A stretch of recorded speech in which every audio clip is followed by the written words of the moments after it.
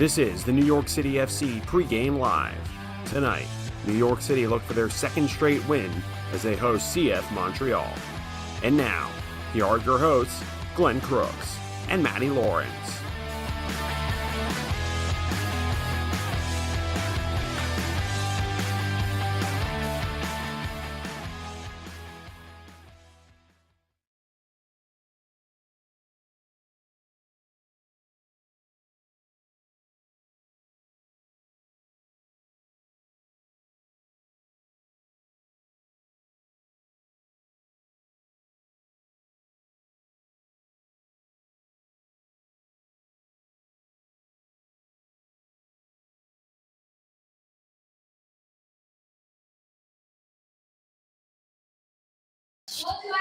Well, welcome, everybody. I'm Glenn Crooks. There's Matty Lawrence. We've got the live commentary for you coming up at 7:15 Eastern. That's the pregame show. Nick Cushing featured, as always, presented by Ford.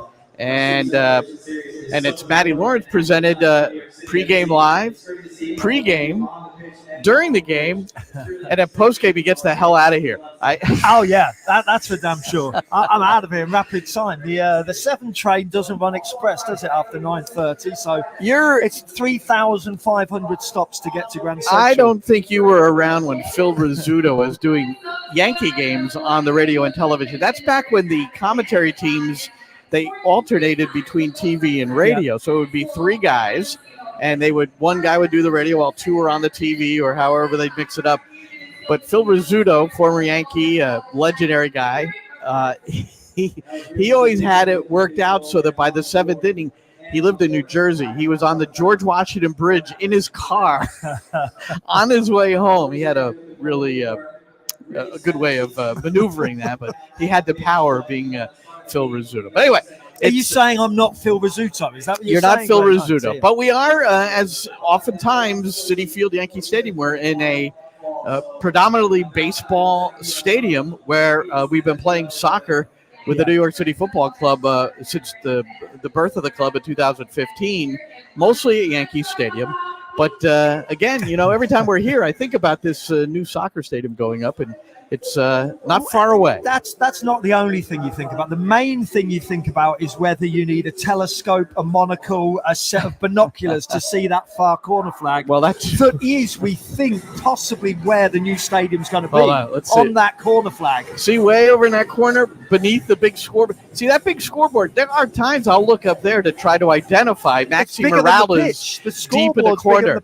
Well, Maxi's starting tonight at 5'3", so when he's really deep in that corner, and I'm permitted to say this, at 5'4", he's a very, very difficult man to see.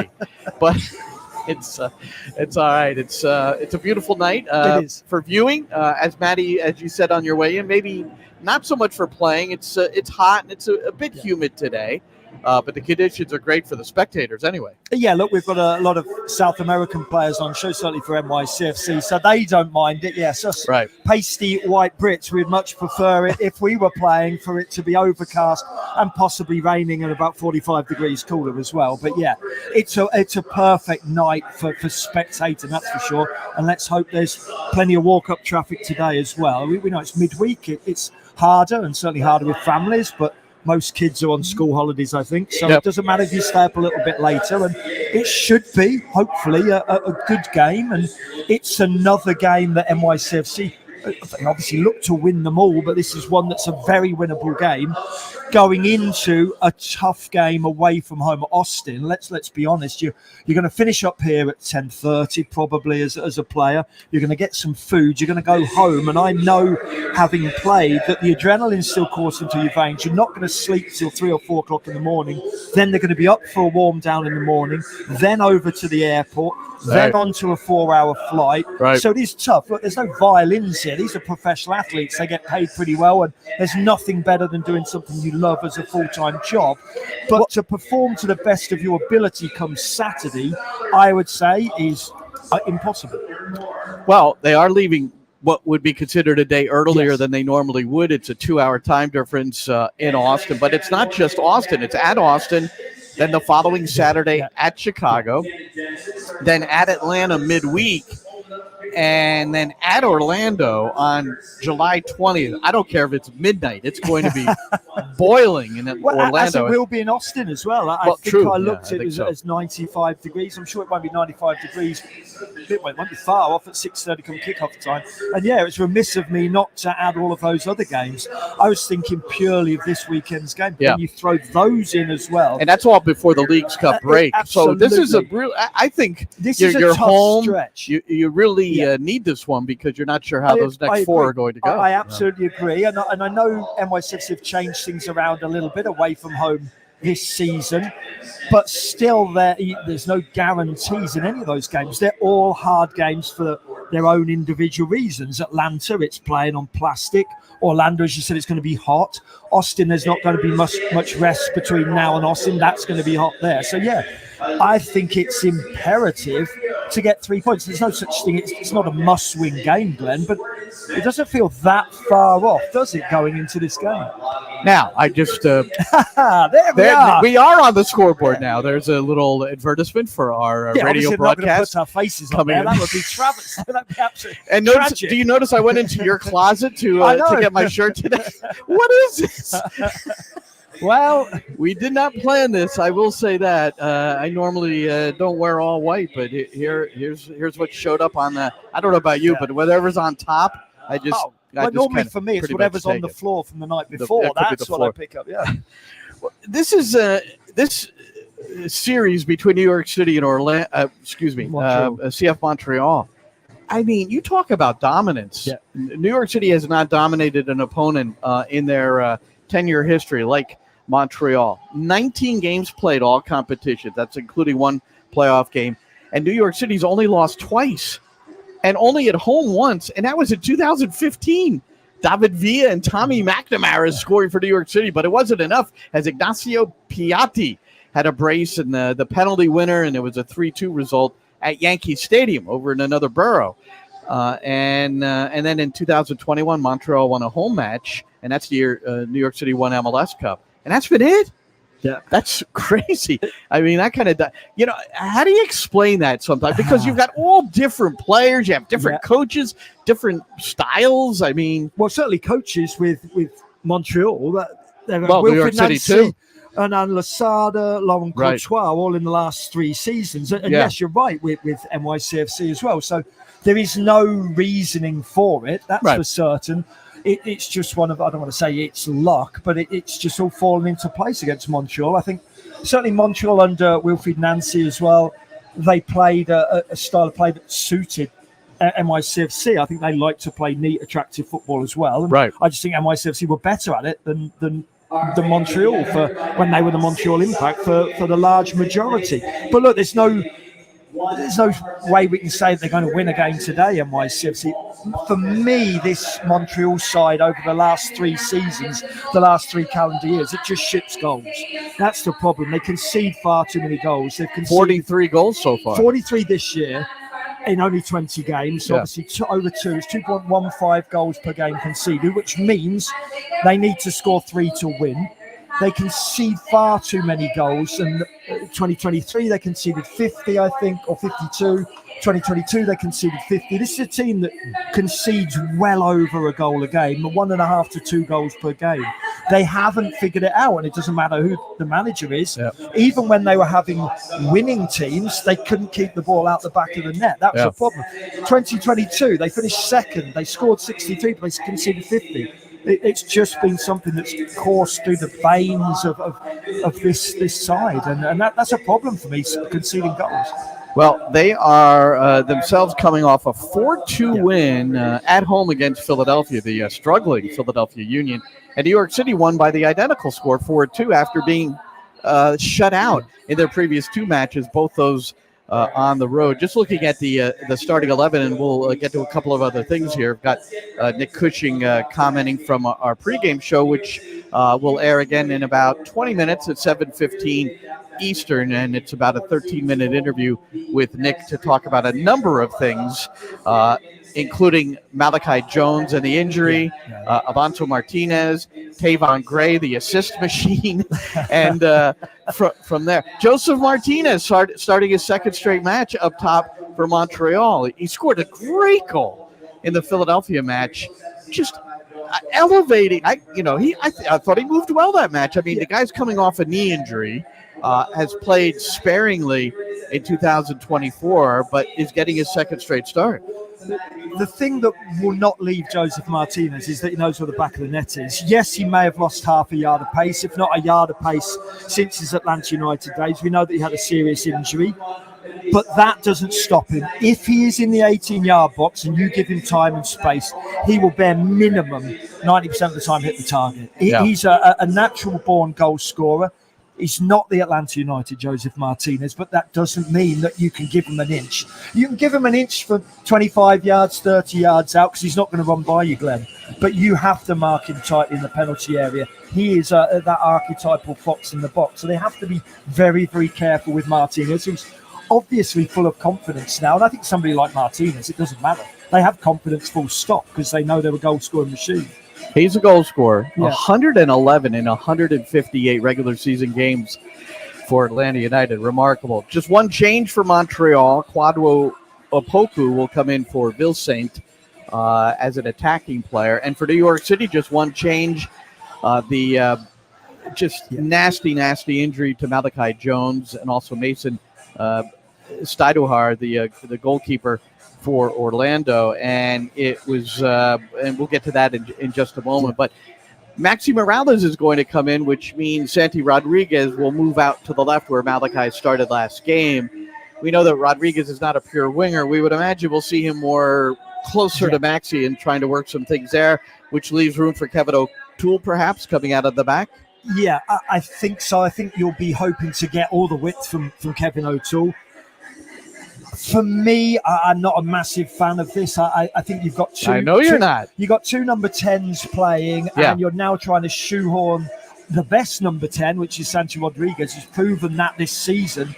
You're trying to shoehorn him into a left wing position when you've got the likes of Ojeda or a Fernandez or a Tylus Magno, even though I know he's not in the squad.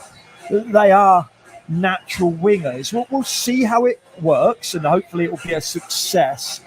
But for me, I just don't like taking Santi Rodriguez out of that dominant position, however good Maxi Morales is. And let's take nothing away from Maxi Morales. He's a fantastic footballer. I'm not saying that. I just think Santi Rodriguez has probably been the best player for NYCFC throughout the course of the season, and I wouldn't take him out of his natural position. 8 goals and 7 assists for Santi Rodriguez this season, and designated player numbers, you might say. You still have a Lucho Acosta who leads the league with 15 assists.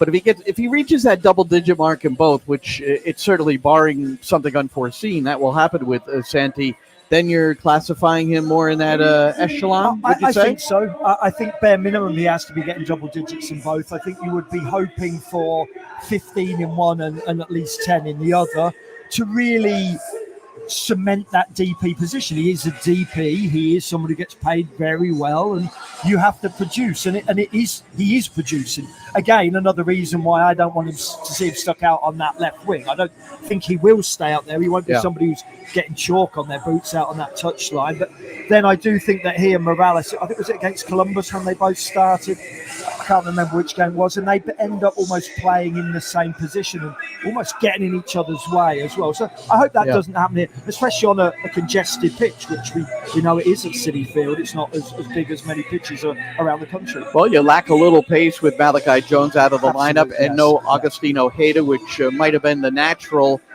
like for like, but instead Nick Cushing has elected to go with Maxi Morales and Santi Rodriguez. It will be Alonso Martinez back up top for New York City FC. So let's get to some Nick Cushing stuff here. First, Tavon Gray. So, and I think during this clip, I mentioned something about how we've been pretty critical of his attacking skills throughout his time with New York City FC, always complimenting him as one of the best defenders in the league, probably. But he had 2 assists last game, and they were both wonderful services, and 4 assists on the season. So in my social media post, you're like this. I said, is this Trent Alexander-Arnold or Tavon Gray that we're seeing here? But anyway, I brought this up to Nick Cushing this week, part of the pregame show, and he leaned towards how it's good for the team that Tavon. Obviously, it's good for the team, but in ways that are a little bit more abstract too. The good thing about it really helps the culture and the environment as well, because his energy from those moments, he's telling you every day. You can hear it around the facility. He's really feeding off that. I'm sure he's bragging a little bit about it, right? If I know Tavon, just a little. He brags about most things. Everything in his life is he will talk about. So how ticked off was he not to be actually away from the team and at Copa America with Jamaica? That was, I think we were all a little surprised that he wasn't picked. Maybe him at the top along with his family. No, I think that you hit the nail on the head. I think ultimately the initial feeling was surprised, because I think he thought he'd done enough and we felt he had, and the conversations he's had. But this is football, right? The coach has a tough job to pick 23, 26 now.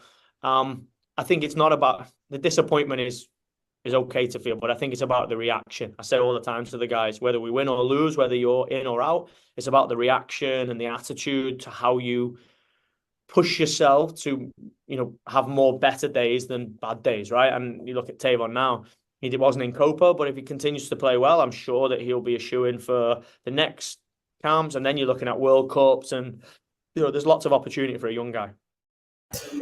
Yeah, so Tavon Gray left home, and certainly to the benefit of New York City FC. Mitja Ilinic, in his most recent performances, really not up to the sort of standard that New York City would expect. So struggled.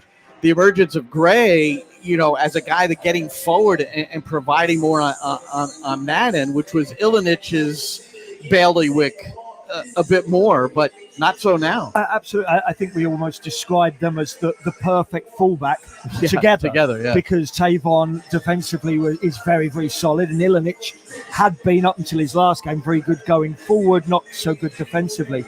But Tavon Gray, to play in that position for NYCFC, he has to add quality to his game, not only in the final third, but I think just passing in general. I've said it before, and it's a little unkind, but at times it's felt like the football isn't his friend. It felt like he's at his best when he's not on the football, because he's defending the opposition. That's his strength. And that does sound slightly uncommon, but it's been factual if anybody's watched Tavon Gray until the last few games. And he has delivered real quality, and quite a lot of quality that hasn't been finished off as well. It's not just been his assists. It's been some crosses that have fizzed across the 6-yard box that nobody's gambled on as well. There's been others. Let's not just say it's the 4 assists. There's plenty of other times when he's produced good deliveries as well. It's not always up to the crosser to put pinpoint crosses in. It's up to the forwards to gamble and get into those correct positions, whether it's darting across the near post, getting in front of the goalkeeper, or just pulling off round the back. And we've seen a number of Tavon's crosses haven't gone into the back of the net when they probably should have been finished off. So yeah, I love what I've been seeing from Tavon. I think that he's started realising who he is as a player. I think at times he tried to do things that he couldn't, hitting 50-yard diagonals, or too early on in the game trying to be too precise, or hitting 30, 40-yard balls. I always found when I was playing, the first few passes, just make sure you give the ball to more technically gifted players. Passable 5 yards to James Sands or to Keaton Parks. And then as you grow in confidence throughout the game, then you can start growing yourself into the game as well. And I think he started maturing for me as a fullback and as a footballer as well. Citi Field, Queens, New York. Willets Point, and the future home off to the right behind the right field seats there at Citi Field of the New York City Soccer-specific stadium. Hopefully the first shovel in the ground mid-September, maybe late September. And then 2027, still the target for New York City to host their MLS games at the it hasn't been called anything yet, although everybody, the suspicion is that it will be Etihad Stadium, but for good reason, but that has not been declared officially yet. So the Malachi Jones injury, when I talked to Nick, and you'll hear it at 7:15 on the New York City FC network, so you go to nycfc.com/radio or on the NYCFC app or the TuneIn app, and we go into depth about that. The club is not saying when he might return, if he could return this year. We know that he had a fracture of the tibia and fibula. Did Malachi Jones? He had surgery, so one would suspect it's going to be a long-term injury. And Matty, one of the unfortunate parts of this for Malachi as well is that he's been looked at closely by U.S. Soccer and the national teams. And there was some hope that he would be called into the January camp to have an opportunity. We'll get to the U.S. men in a moment to close this thing with Copa America. So that won't happen for Malachi. And then as for Mason Steidohar, the goalkeeper, where there was this collision, he had compound fractures of the tibia and fibula. And you were right, Matty, when I talked to Nick, and they could hear it on the sideline, and which is how you were in commentary, and you handled it so well as far as just knowing what happened, the severity of it, and I want to compliment Apple Television and their director and producers for not focusing on it and just making sure Nobody that needs to see it more than once. Something you just didn't need to see. Now, to take this a step further, we come back to Tylus Magno. Now, Malachi Jones is a left-sided player on a wing. So is Tylus Magno, who had not made the squad in any of the last 3 games. Lots of speculation about his potential move, perhaps back to Brazil, but nothing, nothing certain. Certainly nothing announced. So my question to Nick Cushing was that, with Malachi Jones out, what might this mean for Magno? And here's our discussion on that. I'd like to ask you one more time about Tylus Magno. Now with Malachi Jones down, is Magno maybe number 2 or having maybe a better opportunity of getting that chance on the left side? You're starting in a different manner with Santi out wide left or inverted, however that works out, along with Maxi now playing the number 10. But does this give Tylus a more legitimate opportunity?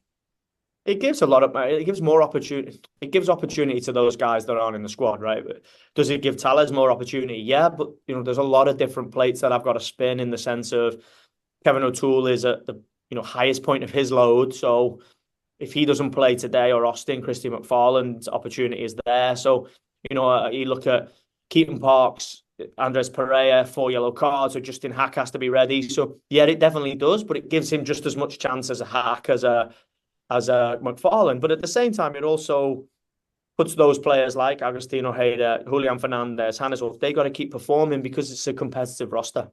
All right, so Magno out of the squad again, and it is Christian McFarlane who is in.